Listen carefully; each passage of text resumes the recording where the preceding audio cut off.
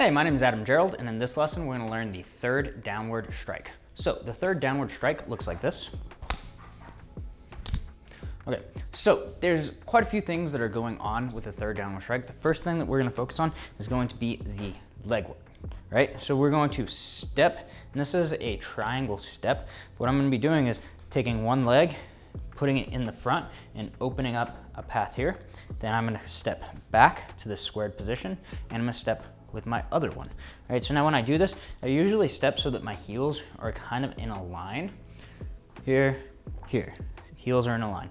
And now the idea of this is that I'm opening up this path so that I can strike straight downwards. And if I strike straight downwards here, might be a bad day for me. So I'm going here, and I'm opening up this path, and then I'm gonna be going back to my spot whenever that's going over my opposite shoulder. So then I clasp with the other hand, I step, I open up that path, I strike down, and then I come back. Now, if you don't come back, not saying this will always happen, but this happens quite often. If you stay here, you might just hit yourself in the back of the head. So a lot of people will end up doing that. But when I move back, my head goes back offline. So I strike, boom, and my head passes so I don't hit myself in the head. Now, of course, as you get more familiar with this, you can just angle the strike and you'll be able to feel that it's gonna go over there without having to do the step. But for a lot of people, the step helps at first, okay? The next way that we're gonna break this down is we're gonna do the step, but we're not gonna have any catch. And I kind of already did this, but now I'm gonna explain it a little bit more. So I'm gonna step out of the way as I strike down and step back.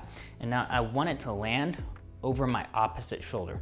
And then I'm just gonna clasp it, and I'm gonna do the same thing. Now I could just practice just that part, whether I do it with the step or without the step. I could practice just putting it over my opposite shoulder and setting it there on one side.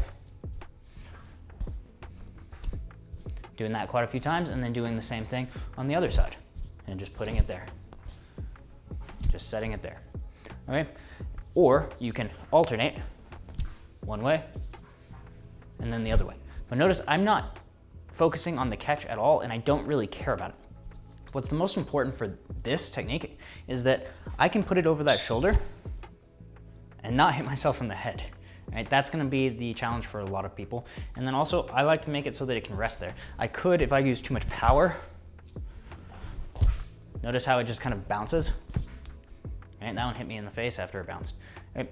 If you put too much power into it at the end or continuously apply the power, it'll bounce and you're not gonna be able to get that catch. Even if my hand was there, I have to have a better timing, right? And I don't wanna have to focus on the timing too much. So I'll put some power at first, but then on the backside, I dole out the power so it doesn't have too much of a bounce.